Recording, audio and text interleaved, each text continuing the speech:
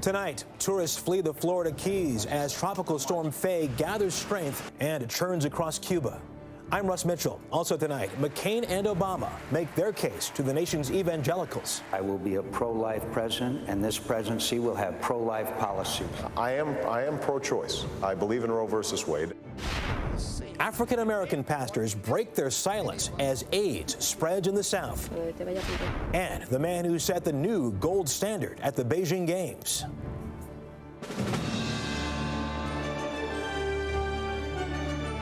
This is the CBS Evening News with Russ Mitchell. And good evening. We begin tonight with Tropical Storm Faye, right now in the Caribbean and headed to the U.S. This is video of Faye's aftermath in the Dominican Republic, where in that country and Haiti, the storm has killed a total of at least 5 people. Faye's potential has prompted schools in the Florida Keys to cancel classes for tomorrow. And Florida's governor has declared a state of emergency. Currently, the storm is moving over Cuba with 50-mile-an-hour winds and is expected to gather strength when it turns to the northwest. Dave Price is live in Key West tonight with the latest. Dave, good evening. Good evening to you, Russ. Under the category of looks are deceiving, it's a beautiful night here in Key West. Rental car agencies are thriving, the airport is bustling, and the roads are busy, but traffic and people are moving away from here. It's been a calm and orderly evacuation of tourists, but visitors and locals alike are taking the storm warning seriously as the southernmost city in the U.S. prepares for Faye. As Tropical Storm Faye makes its way towards Florida's coast, Key West residents have started boarding up businesses in its historic downtown, preparing for a possible hurricane by landfall. You really have no idea what's going to happen once that comes across and hits that warm Gulf water. Officials of the chain of islands issued a mandatory evacuation order for visitors, forcing Sarah and Chris Mayo to move up their wedding and head out of town early. We basically made the best of it and kind of moved everything around, you know, and we're married and everything's great now. But yeah, it was definitely difficult. Although Faye is not expected to hit Florida until Monday, a hurricane watch has already been issued from the Keys up to Florida's west coast to Anna Maria Island. Florida is prepared, and we are ready. Governor Charlie Crist assured the residents of Florida in a press conference. Floridians will take care of Faye. We'll be fine. We just have to make sure that we stay vigilant, we stay focused, and we stay smart. Now again, right now, Faye is working its way to the north and west, and it's expected to hit the Florida Keys as we head into early tomorrow evening, potentially with hurricane-force winds before moving up the west coast of Florida. But for now, residents of Key West are bracing for Faye, aware that this piece of paradise lies vulnerable as it sits at sea level with little to block it from the full force of Faye's fury. Russ? Dave Price in Key West. We'll see you tomorrow on the early show. Thank you very much. And now to Campaign 08 and last night's first joint appearance of the campaign for John McCain and Barack Obama. It was part of an unusual evening at a California evangelical megachurch where both candidates answered questions, political and personal. Ben Tracy has more. Good to see you.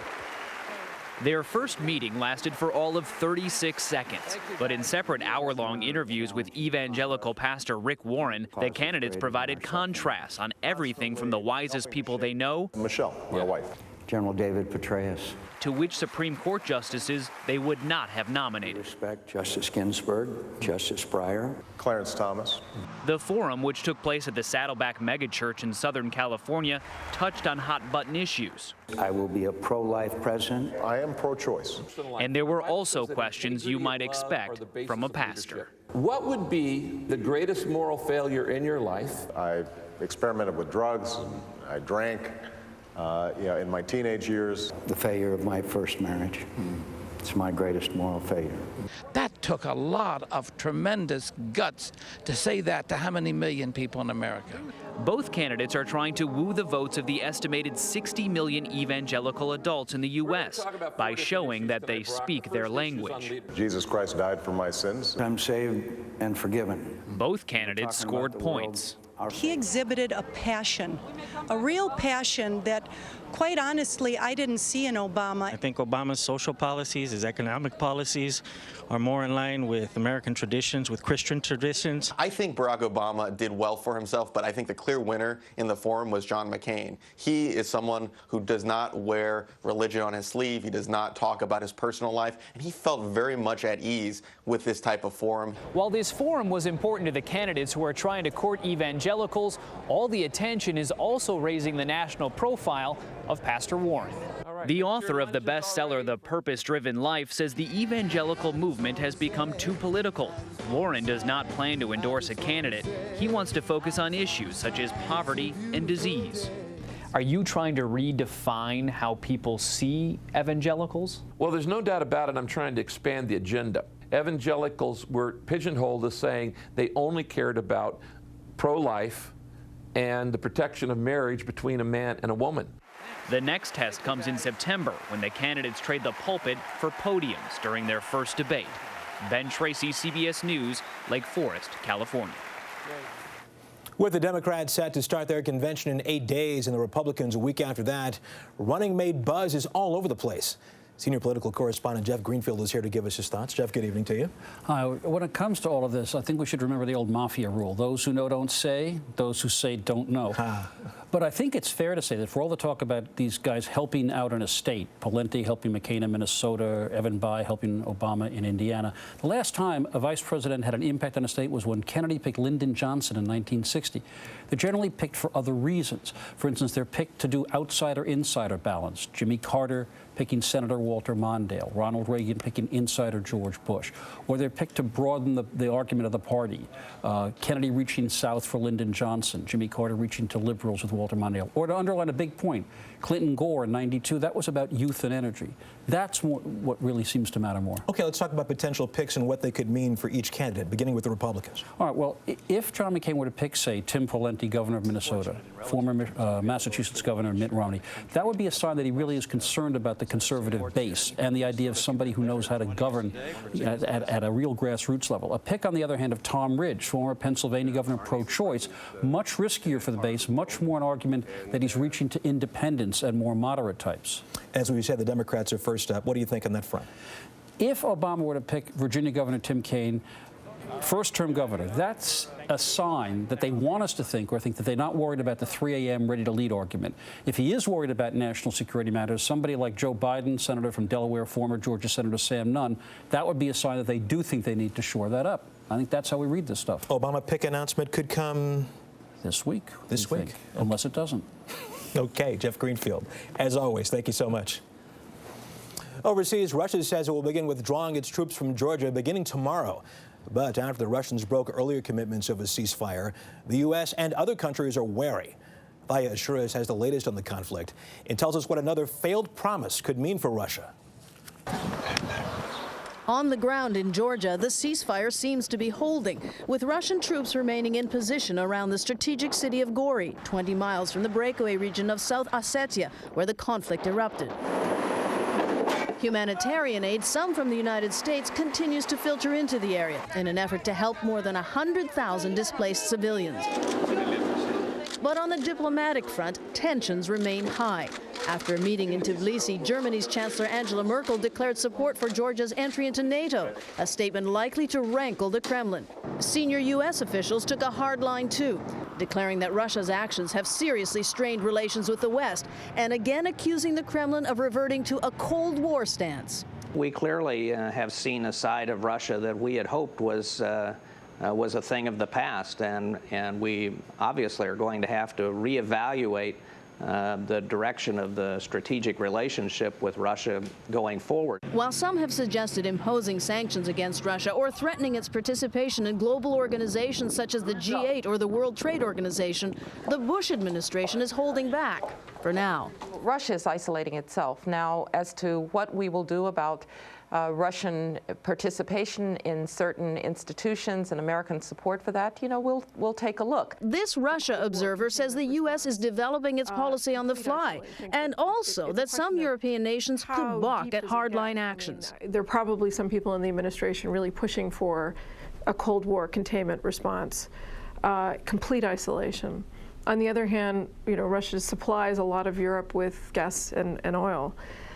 So the ability to cut Russia off it's not what it was 20, 25 years ago. Much, of course, depends on whether Russia actually withdraws its troops from Georgia and quickly. But in fact, analysts say this whole affair is not going to end anytime soon as Russia tries to reassert itself on the world stage. Russ? Thaya Shuris in Washington, thank you very much. At the Olympics, it was the busiest day of the Games thus far, and the U.S. is still clinging to a narrow lead over China in the total medal count. But China has almost twice as many gold medals. The U.S. ruled in the pool with 31 medals in swimming, including those extraordinary 8 gold medals, a record by Micheal Phelps. And so ahead on tonight's CBS Evening News, just how does he do it? The Micheal Phelps phenomenon. But first, how ancient antibodies could help us fight the flu. Late word now from Arizona. Several hundred hikers, campers, and villagers are being evacuated by helicopter from the Grand Canyon after an earthen dam broke. The dam gave way following heavy rains, flooding the American Indian village of Supai on the floor of the Grand Canyon.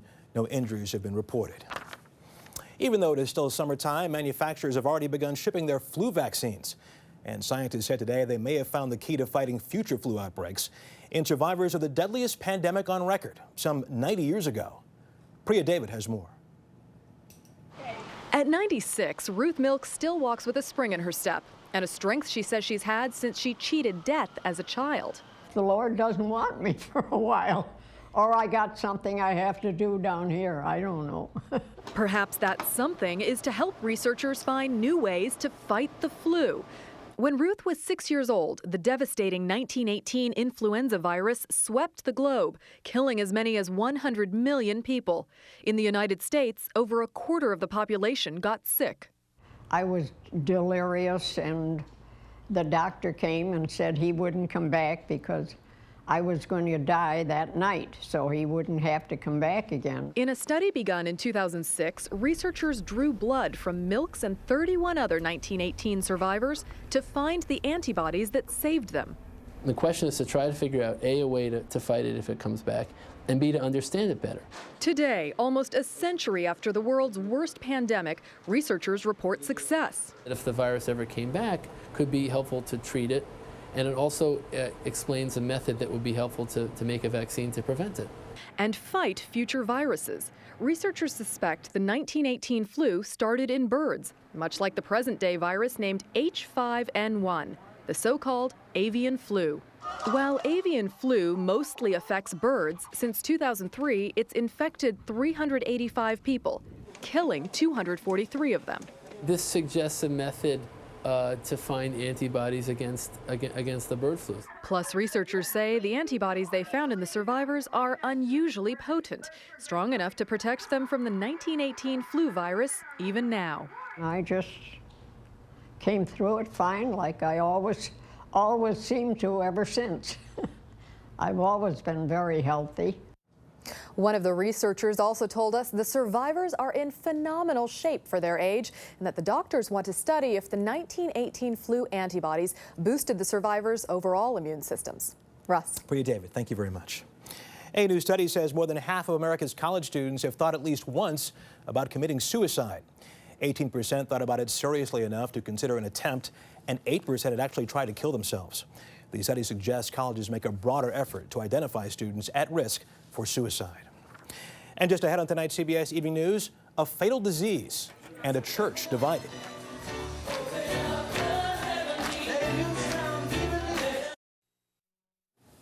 We told you last night of the fast rising rate of new HIV/AIDS infections among African Americans in the South and about a reluctance there to talk openly about the disease. That silence has included the usually vocal church until now. Here's part 2 of Randall Pinkston's Weekend Journal. The Black church, traditionally a loud voice for social change, has been curiously silent on the crisis of AIDS in the African American community, and some say even negligent. I am HIV positive. When DeMarsh Tarver contracted AIDS in Alabama, he says his minister told him to pray for forgiveness. And when I reached out to the church, I felt like I was being condemned because of the lifestyle that I live. What did you say to your minister? I basically, in so many words, told him to go to hell. Despite the fact that pastors across the South have offered small consolation to people infected with the virus, AIDS activists say they need black churches to help stem the growing tide of new HIV and AIDS cases. While African Americans represent 19% of the South's population, they are 56% of new AIDS cases in the region. It is an issue which the people of God must address. Charlotte's University Park Baptist Church was one of the first to address the crisis from the pulpit. The church must step forward and clarify it is a disease just like any other disease. Speaking from the pulpit, ministers can frame attitudes of love and acceptance rather than judgment.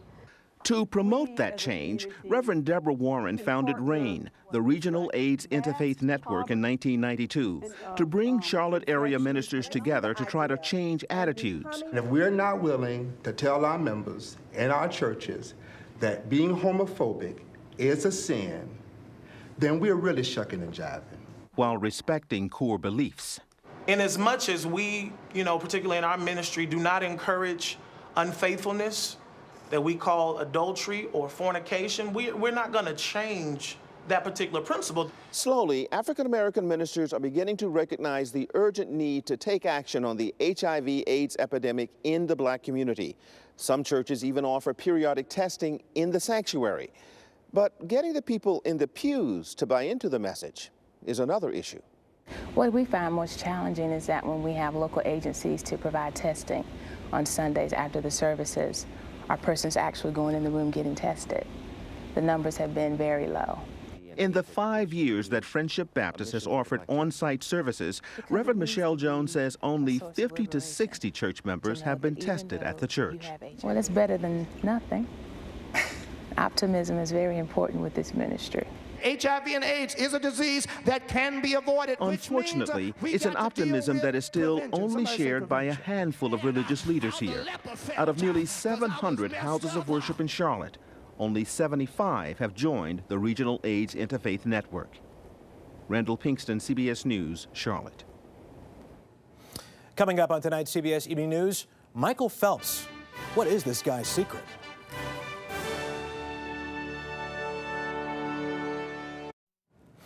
President Bush called swimmer Micheal Phelps this Sunday to praise him for his record 8 Olympic gold medals and for his humility and victory.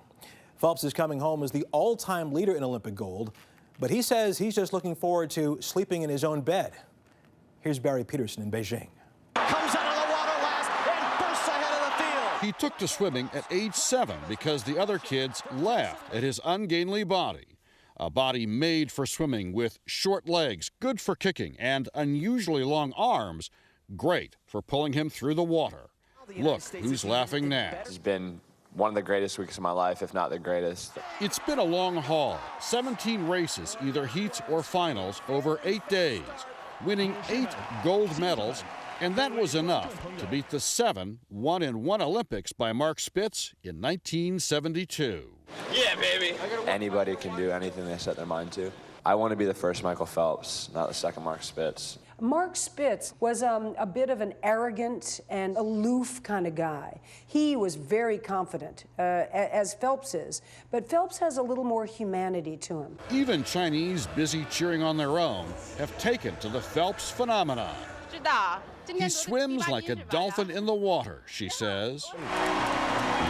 Dara Torres at 41 showed that being competitive trumps being called over the hill. She swam in her first Olympics in 1984, before Micheal Phelps was born. She won her second and third silver medals at these games, beating swimmers half her age. Over her long Olympic career, she earned a total of 12 medals. Swimmers' careers were once considered over when they were in their 30s, but Dara Torres has proved that wrong. So at 23, Micheal Phelps has a career ahead of him that could span the next 2 decades. That means he could get even better, break even more of his own world records. And at the 2012 Olympics, he could even win more gold medals. Barry Peterson, CBS News, Beijing. And that's the CBS Evening News. Later tonight on CBS, of course, 60 Minutes. I'm Russ Mitchell in New York. I'll see you first thing tomorrow on The Early Show. Good night.